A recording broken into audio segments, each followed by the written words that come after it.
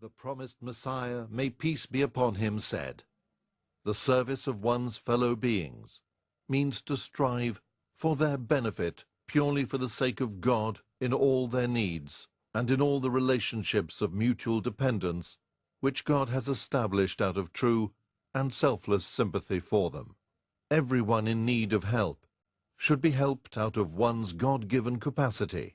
and one must strive for their betterment, both in this world and in the hereafter."